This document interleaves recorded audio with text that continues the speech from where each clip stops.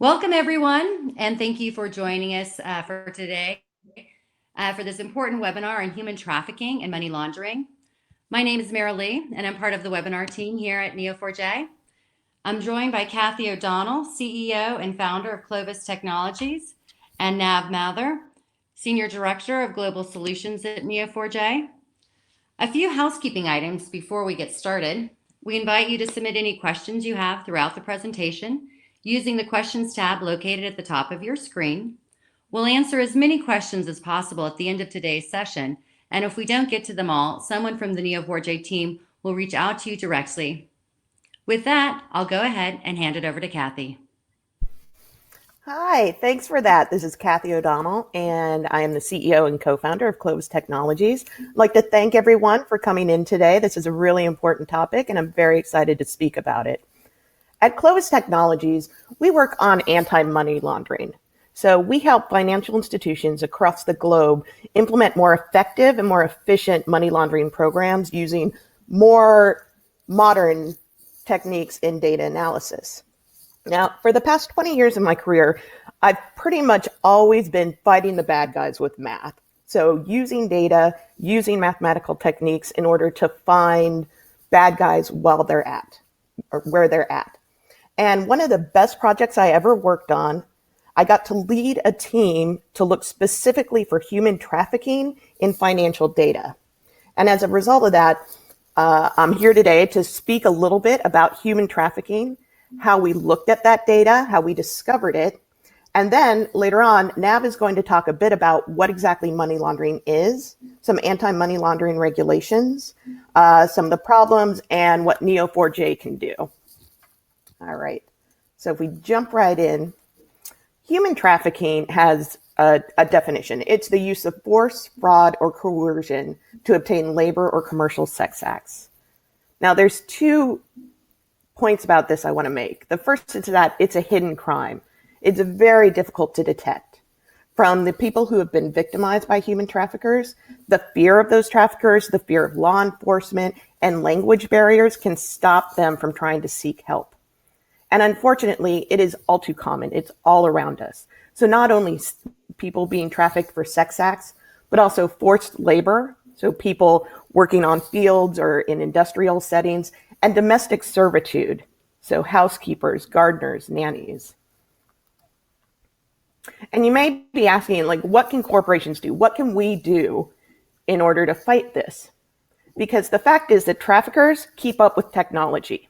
They take advantage of the internet, of the products we create in our jobs, both to lure in victims and to sell them. There's an estimated 40 million people worldwide who have been trafficked. But the key thing that we focus on is that they leave digital tracks. And we can follow those tracks with new approaches and with innovative data analysis.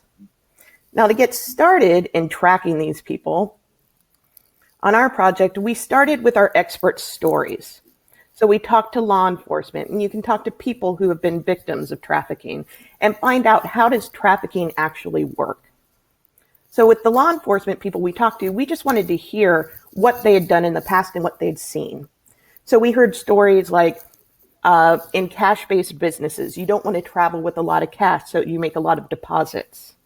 Or we find out that they're taking out tons of online classified ads to sell their trafficked victims on very sketchy websites.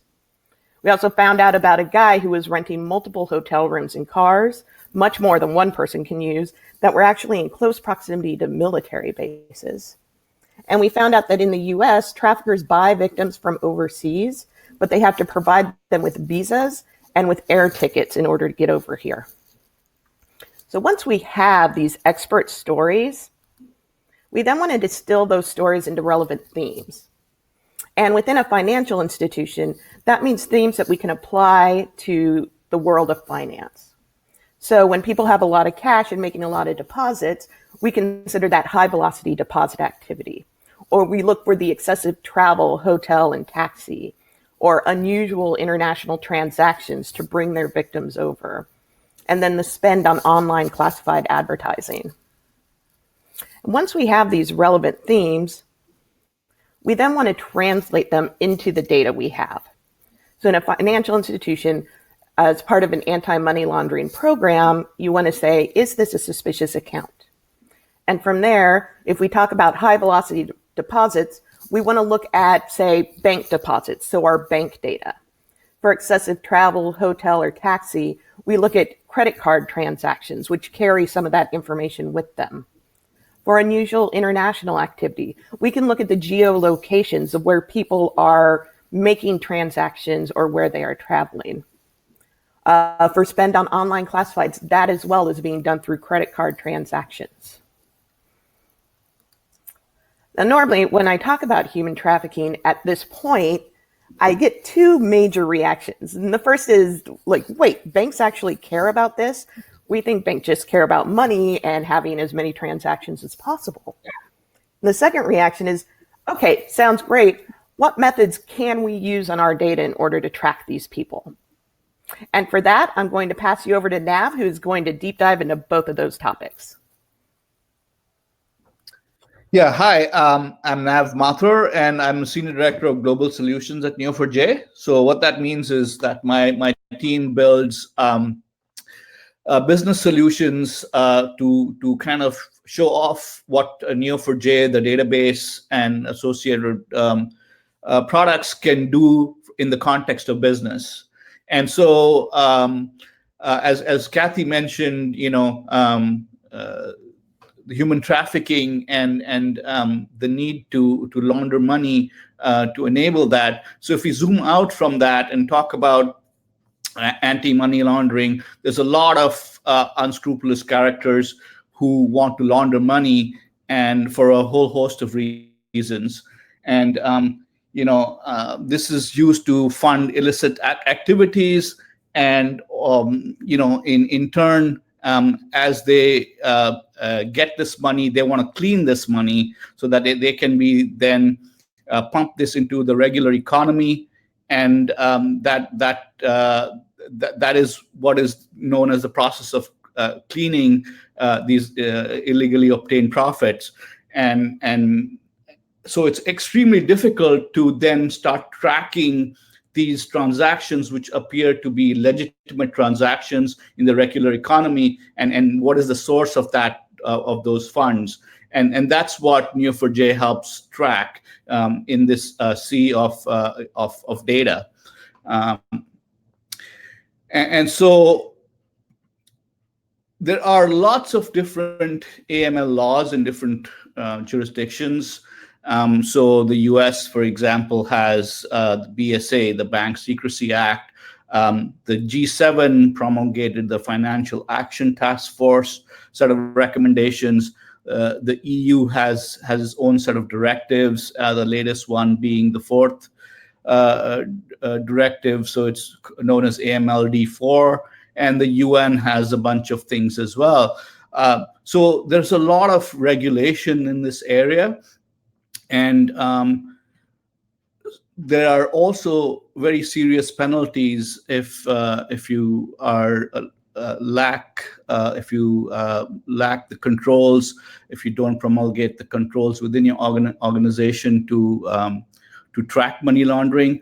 And so, just in the U.S. recently, we had U.S. Bancorp be fined, over $600 million as they did not have the right set of controls.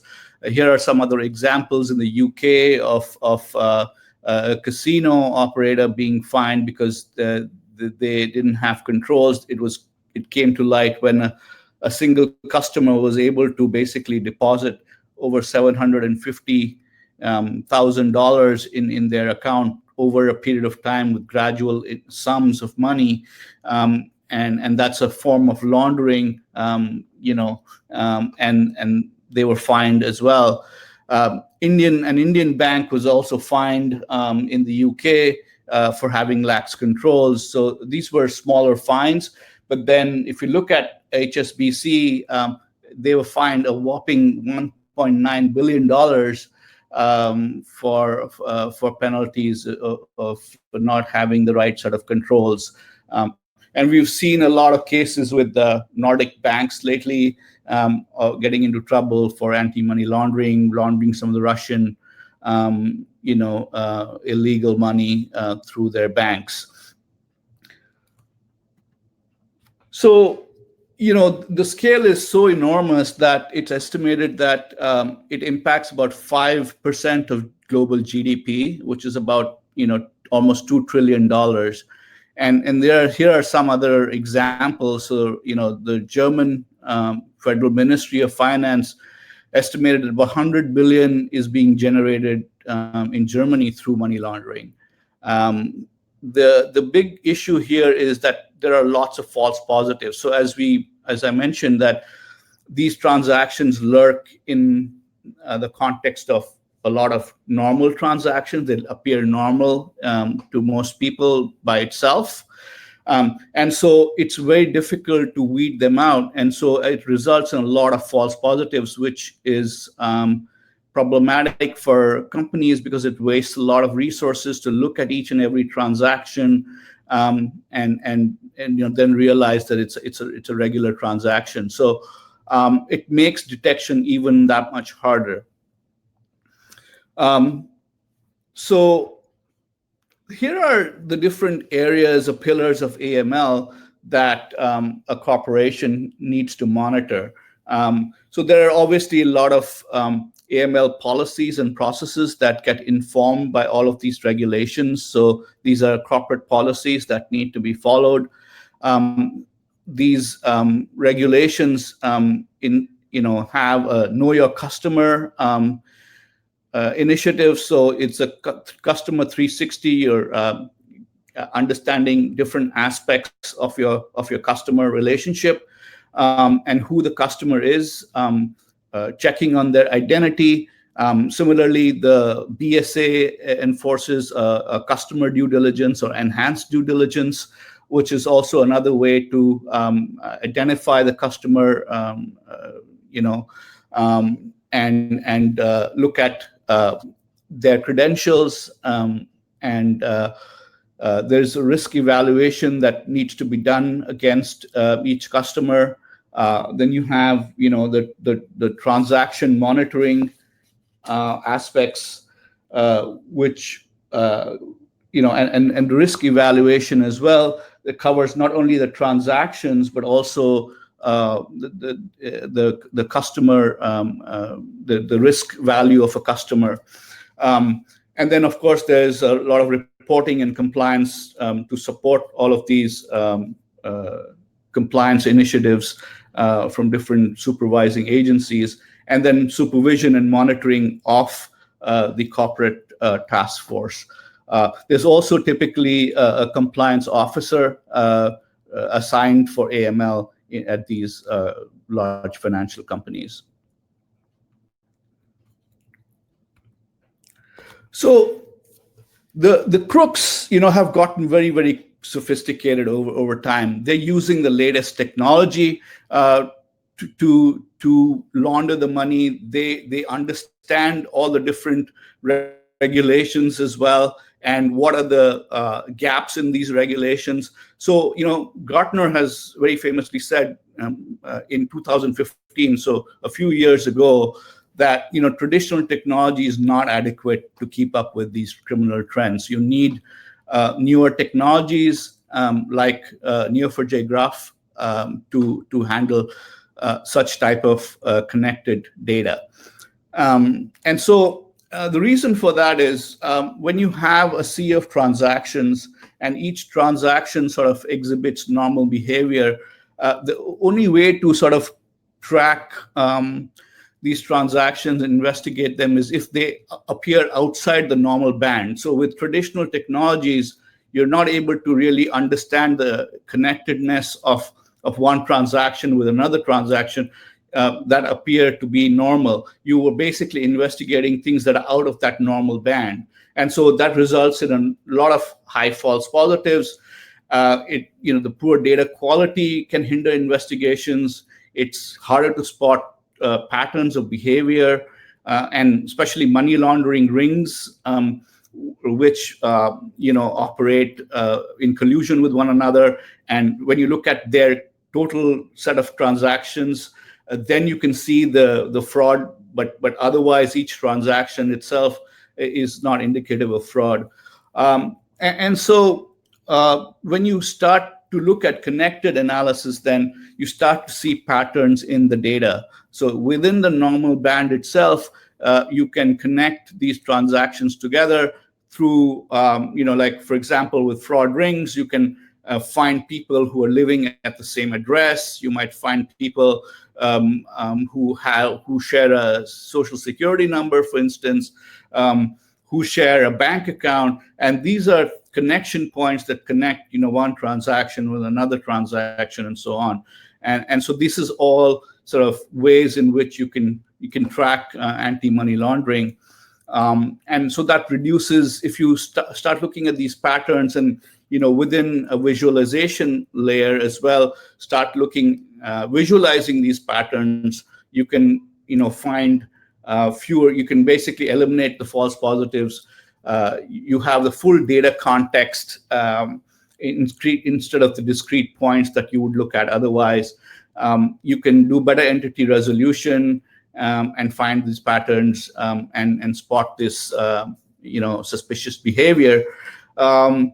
And find these money laundering rings, find people who are colluding together to perpetuate the fraud, perpetuate the laundering much more easier. So how does Neo4j help with all of this? So Neo4j is a connections first database. So what that means is it not only values the data itself, but also values the connection between data. So it's the metadata of how one piece of trade data or one transaction is related to another transaction. So if one transaction, is done by a person, and then another transaction done by a different person, what is the connectedness, not only in terms of the transaction itself, but also the people doing it, are they somehow related to one another? Is there a dollar figure that is similar or consistent within these transactions? That might be another clue. So these are things that are surfaced by Neo4j. And Neo4j is an ACID compliant database, so it does not lose any data, unlike some of the other NoSQL databases. So it's a fully compliant, ACID compliant database with high performance characteristics, with a schema optional data model. So as you add additional data, you don't have to redo the schema. It's very easy to add on to it. And it traverses data at a very high speed because of a concept known as index-free adjacency. So we don't basically do index lookups every time we find another piece of data. We essentially find the data based on the relationships that are already codified in the data itself within our database. So it's a different type of database, a different type of NoSQL database that is getting a lot of billing these days because of the nature of the data, the large amount of data these days, and finding the connections across these data items. So here is a good example of this. So if we look at a fraud ring, there are lots of factors that you can look at from an algorithmic standpoint to detect fraud rings. So you can look at the connectedness of the data. You can look at the degree of connectedness. You can look at betweenness, node counts, edge counts. So Neo4j stores data as nodes. The data itself is a node, and the relationship is an edge. And so a lot of these, what we call as graph algorithm techniques, can be used to detect fraud rings. And Neo4j has a data science library that provides some of these algorithms out of the box for you to do this type of data analysis on your sea of transactions. So we have specifically for fraud and AML, 3 different types of algorithms. One looks at propagation, the pathways. So looking at how this anti-money laundering or the path of money laundering, how is that sort of propagating over time. It also, there's other set of algorithms that look at the flow of and so looking at, is there a central person that everything is flowing to or flowing out of, or is there a pattern to the flow? The dynamics of the flow can be easily detected using these algorithms. Because with money laundering, you have a lot of people sending similar amounts of money to the next level and so on. And that kind of flow and dynamic could be detected using these algorithms. There's also the concept of group resiliency. So, if you take out certain actors from a group of people that are perpetuating the fraud, is the group still resilient, or does the whole group break down? So these are some of the techniques that can be used using algorithms within Neo4j to detect this type of behavior. And so they then break down, these algorithms then break down into pathfinding set of algorithms, centrality types of algorithms, and community detection, which detect the optimal path or the route that is being taken by these fraudsters, or it determines the distinct nodes in the network that are important to the fraud being committed. And so you might want to look deeply at that central node, find that central node, and look at that more deeply. And then obviously detecting how a group is clustered together to perpetuate that fraud. So, how do we make all of this real, right? So how does this work in a real context? This is kind of a high-level view of the architecture. So you have a lot of transactions coming in from money transferring activities or purchases or other bank services, and they typically go into standard databases like a relational database or so forth. And then they typically get dumped into a data lake of sorts, where they then get coupled together with other data coming from external sources. It could be, merchant data. It could be other third-party data. And then typically you have data scientists that work on this data lake and try to find interesting patterns that are of interest to them to detect. So with the addition of Neo4j, then what you can do is, once the data science team has isolated a particular pattern, then you can load that relevant data. You don't have to load the entire data lake, but you can load the parts of the transaction that map to that pattern or set of patterns into Neo4j, and start looking at all other patterns in that data, right? So you can now start to visualize that data with a visualization layer, which is called Bloom. And as you visualize this data, you can find that you can fine-tune these patterns, because you'll find transactions that are not quite within the pattern as you start visualizing it. So you can eliminate a lot of false positives that way by fine-tuning the pattern and finding all instances of that pattern. And through that, you might find other similar patterns as well. And once you have done that, now you can, you have a system that you're pretty confident about detecting the right kind of patterns that are important to you and eliminating the false positives. You can now start sending the data in more real time into Neo4j and start sensing those patterns that are important to you in near real time. And you can take action on that as well. So typically with AML, you don't typically block transactions, but in other fraud like credit card fraud and things like that, you can also block a transaction from happening if that is important to you. But in the case of AML, you can use that to report. You can use that to do a more of a manual check on that and alert people or notify people.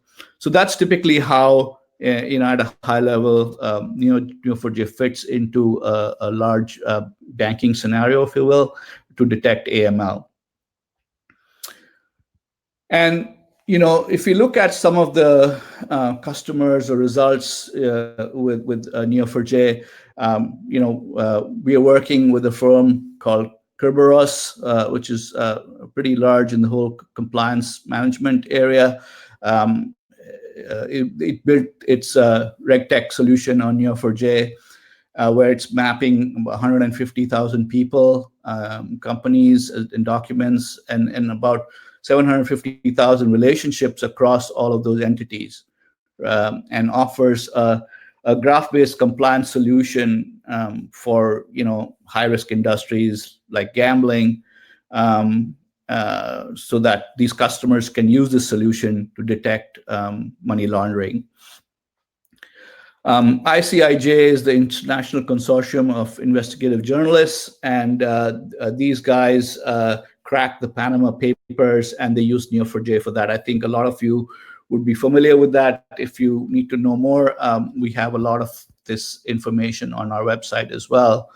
And a very large and globally active money transfer company is using Neo4j for anti-money laundering. So they investigate over 10,000 transactions at a time. They spot suspicious activity within these transactions to stop the money laundering and provide reporting to law enforcement in real time.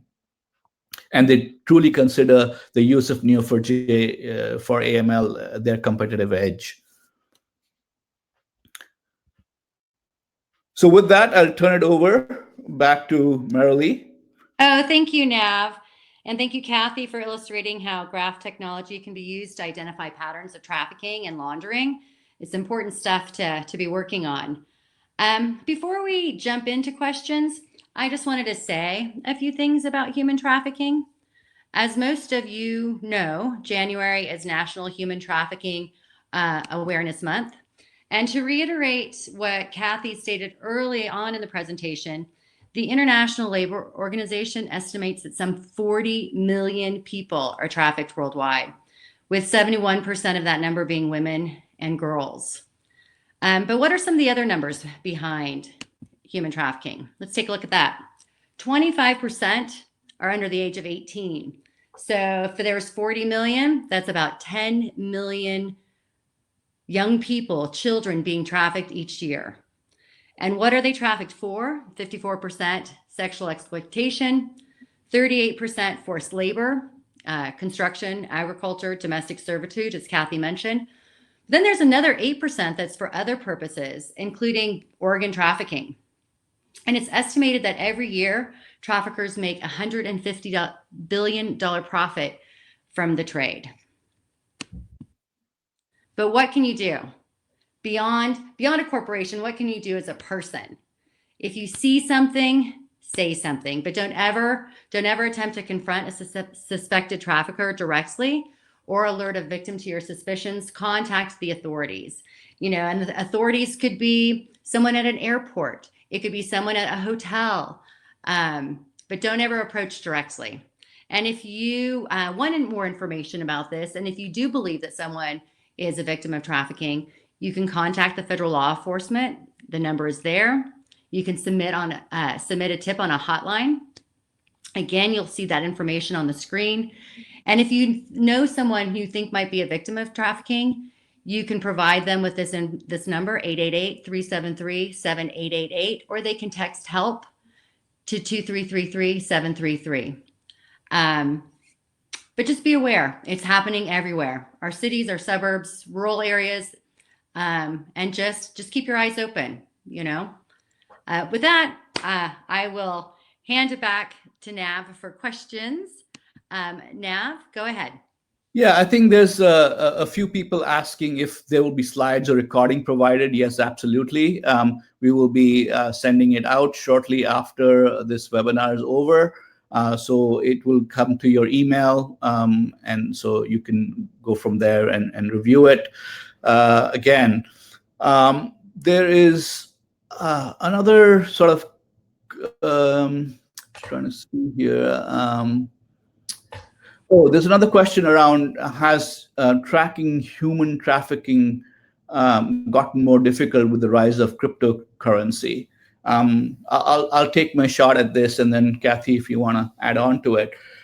I think it remains to be seen whether that has really impacted, but certainly it has made things easier. But there are enough problems in the cryptocurrency world to, a lot of places don't really still accept cryptocurrency, so it's not that easy to use that money as well. So it could have, but I think the jury is still out on that, in my opinion. Yeah, Nav, I totally agree with you on that. So cryptocurrency has made it both like more difficult yet easier because of the way that you can trace cryptocurrency usage as well as trace it back to the owner of the wallet. Now, if you can actually map the owner of the wallet to a real person, depends on the jurisdiction and who's controlling the cryptocurrency. But, we will have to see in the future. And I think someone else mentioned cash. And I'd have to say, cash is very difficult to track.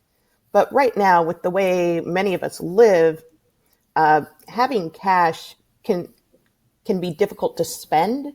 And that's why people tend to use our legitimate financial institutions for the money they earn off of these predicate crimes. So it's a pretty interesting question. Yeah, another one I have is, I'm interested in your definition of a false positive. To determine the result of a suspicious activity and tag it as a true false positive also depends on the quality of the investigation and also time. How do you tackle that? That's a really good question. So in terms of false positives, a false positive is something where it is not, we've conclusively determined that it is not money laundering. And there's, several, obviously, techniques to determine that, as I had mentioned in the presentation.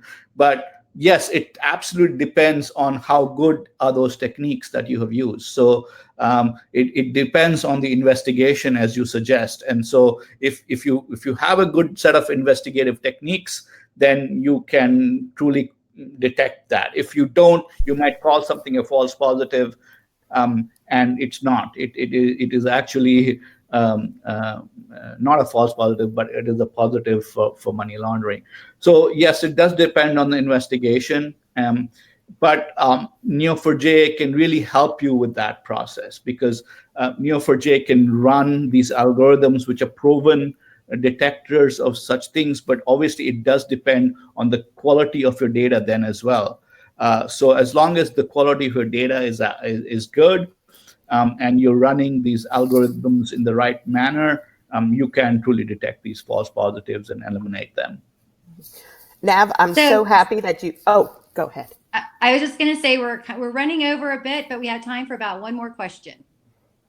Okay. Well, I was just going to add on to that, Nav. I'm so happy you picked out that question, because it is why it's so important to use things like network analysis and anti-money laundering, because it is so difficult to figure out what is a false positive and what is a true positive. So that means in traditional modeling approaches, we have very imbalanced data as well as imperfect labels, which makes trying to model with traditional techniques all the more difficult. And that's why you want to bring in things like network analysis to help you out. So last question I have is on traversing data. This person is asking if it does affect the size of data in Neo4j. If we have 100 gigabyte data, what can we expect? And so the answer to that is that Neo4j is built to handle lots and lots of data. We have a clustered solution that can be deployed. 100 gigabytes is not much at all. We've gone into terabytes of data with financial institutions and performed at scale, very impressively. We can detect very complex patterns within a Neo4j in milliseconds with large data sets in going into the hundreds of gigabytes and terabytes as well. So, we can traverse a large data set very quickly. And that's really the power of Neo4j and how it can be used for detecting these type of money laundering within a large sea of transactions. Back to you, Excellent. Kelly. Yeah. All right. Well, thank you. Thank you, everyone, for joining us today. This is an important discussion to be having. We appreciate your time. With that, I'm going to bid you adieu. Make it a great day. And again, thanks for joining us.